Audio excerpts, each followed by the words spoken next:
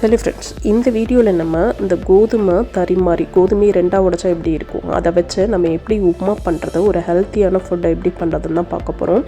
இது நார்மலாக கோதுமையில் நம்ம சப்பாத்தி தான் பண்ணணும், இல்லை தோசை தான் பண்ணணுன்றது இல்லாமல் ஒரு சர்க்கரை நோயாளிகள், குழந்தைங்களுக்கு எல்லாத்துக்கும் ரொம்ப பிடித்தமான உப்புமா எப்படி பண்ணுறதுன்னு பார்ப்போம். ரொம்ப டேஸ்டியாக இருக்கும். அதுக்காக இந்த கோதுமை தறியை எடுத்துக்கோங்க, ரெண்டாக உடஞ்சிருக்க மாதிரி. அதில் கொஞ்சோண்டு தண்ணி ஊற்றிட்டு கொஞ்சோண்டு நெய் போட்டு உப்பு போட்டுட்டு மூடி வச்சுருங்க. எவ்வளோ நீங்கள் எடுக்கிறீங்களோ அதே கிளாஸில் ஒரு கிளாஸ் எடுத்திங்கன்னா ஒரு கிளாஸ் தான் தண்ணி ஊற்றணும். ஒரே ஒரு விசில் மட்டும் வச்சு எடுத்துகிட்டு கொஞ்சம் நேரம் கழித்து அதை ஓப்பன் பண்ணி வச்சுருங்க. கொஞ்சம் நேரம் அது காயட்டும். இலக்கி விட்டுட்டிங்கன்னா அது அப்படியே காஞ்ச மாதிரி ஆயிரும். அதுக்கப்புறம் சட்டியை வச்சுட்டு அதில் ஃபஸ்ட்டு கடுகு போட்டுட்டு கொஞ்சோண்டு உளுந்து போட்டுக்கோங்க. இது கொஞ்சம் இதானதுக்கு அப்புறம் பச்சை மிளகாய், இஞ்சி, வெங்காயம் இதை போட்டு வதக்கிட்டு அதுக்கப்புறம் நீங்கள் நம்மளோட இது கேரட் ப்ளஸ் பீன்ஸ் அது இருக்குது பார்த்திங்களா, அதை நல்லா பொடியாக கட் பண்ணி போட்டுட்டு தக்காளி போட்டுட்டு கொஞ்சோண்டு உப்பு மஞ்சத்தூளும் போட்டு இலக்கி கொடுத்துருங்க.